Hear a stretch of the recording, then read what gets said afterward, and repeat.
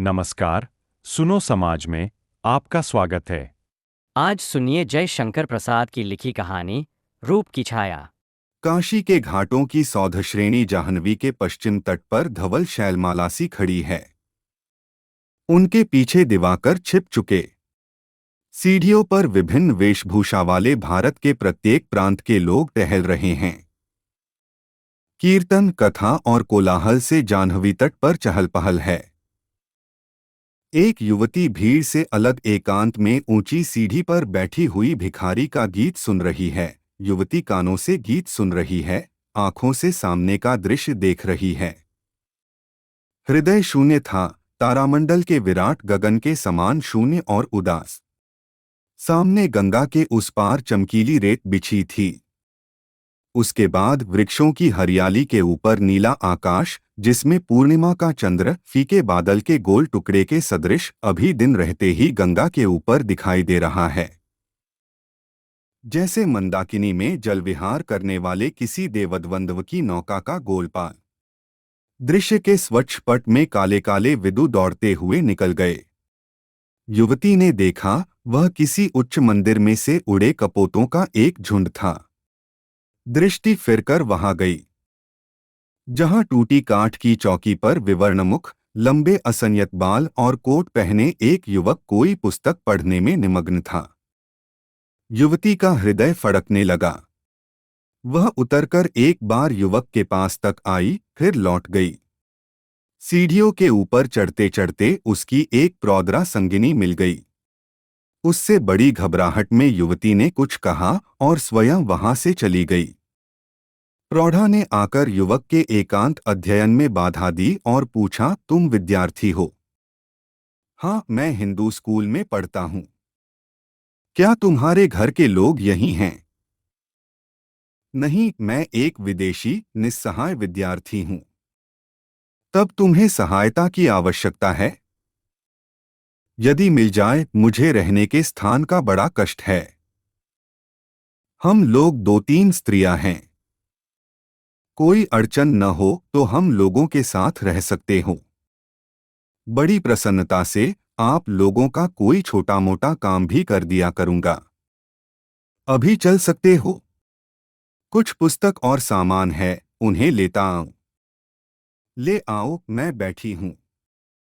युवक चला गया। गंगा तट पर एक कमरे में उज्ज्वल प्रकाश फैल रहा था।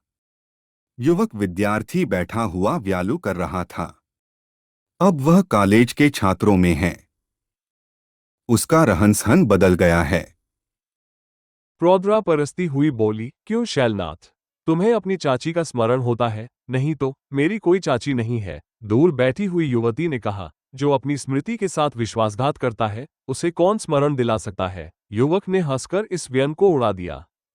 चुपचाप घड़ी का टिक टिक शब्द सुनता और मुंह चलाता जा रहा था। मन में मनोविज्ञान का पाठ सोचता जाता था। मन क्यों एक बार ही एक विषय का विचार कर सकता है? प्रौद्रा चली गई। युवक हाथ मुंह धो चुका था। सरला ने पान बना कर दिया और कहा, क्या एक बात मैं भी पूछ सकती हूँ?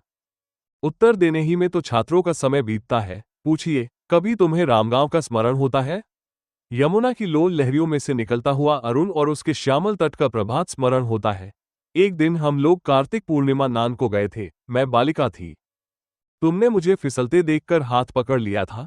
इस पर साथ की स्त्रियां हंस पड़ी थीं। तुम लज्जित हो गए थे। 25 वर्ष के बाद युवक छात्र ने अपने जीवन भर में जैसे आज ही एक आश्चर्य की बात सुनी हो। वो बोल उठा, नहीं तो कई दिन बीत गए।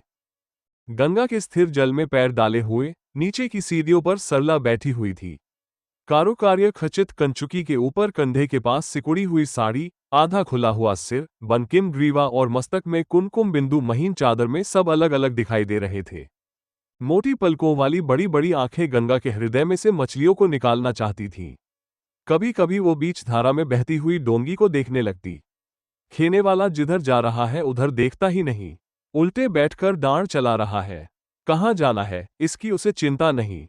सहसा शैलनाथ ने आकर पूछा, मुझे क्यों बुलाया है? सरला बोली, बैठ जाओ। शैलनाथ पास ही बैठ गया। सरला ने कहा, अब तुम नहीं छिप सकते। तुम ही मेरे पति हो, तुम ही से मेरा बाल विवाह हुआ था। एक दिन चाची के बिगड़ने पर सहसा घर से निकलकर कहीं चले गए, फिर न लौटे। हम लोग आजकल अनेक तीर्थों में तुम्हें खोजती हुई भटक रही है। तुम ही मेरे देवता हो, तुम ही मेरे सर्वस्व हो। कह दो हाँ। सरला जैसे उन्मादिनी हो गई है। यौवन की झलक उसके बदन पर बिखर रही थी। प्रत्येक अंग में अंगड़ाई, स्वर में मरोड़, शब्दों में वेदना का संचार था। शैलनाथ ने देखा, कुमुदों से प्रफुल्लित शरतकाल के ताल सा भरा यौवन, सर्वस्व लुटाकर चरणों में लौट जाने के योग्य सौंदर्य प्रतिमा, मन को मचला देने वाला विभ्रम, धैर्य को हिलाने वाली लीला, वक्षस्थल में हृदय जैसे फैलने लगा। वो हाँ कहने ही को था, परंतु सहसा उसके मुंह से निकल पड़ा, ये सब तुम्हारा भ्रम है, मुझे हृदय के साथ ही मस्तिष्क भी है। सरला ने कहा, गंगाजल छूकर बोल रहे हो, फिर से सच कहो। युवक ने देखा, गोधूली के जल में सरला के उज्ज्वल रूप की छाया चंद्रिका के समान है। गंगा का उतना अंश मुकुट धवल था। उसी में अपना मुख देखते हुए शैलनाथ ने कहा, भ्रम है सुंदरी, तुम्हें पाप होगा। सरला ने कहा, हाँ, परंतु वह पाप पुण्य बनने के लिए उत्सुक है। मैं जाता हूं। सरला, तुम्हें रूप की छाया ने भ्रांत कर दिया है। अभागों को सुख भी दुख ही देता है। मुझे और कहीं आश्रय खोजना पड़ा। शैलनाथ उठा और चला गया। दुखी सरला कुछ न बोल सकी। वो क्षोभ और लज्जा से घर जाने लगी। क्रमशः घनी रात में सरला के रूप की छाया भी विलीन हो गई।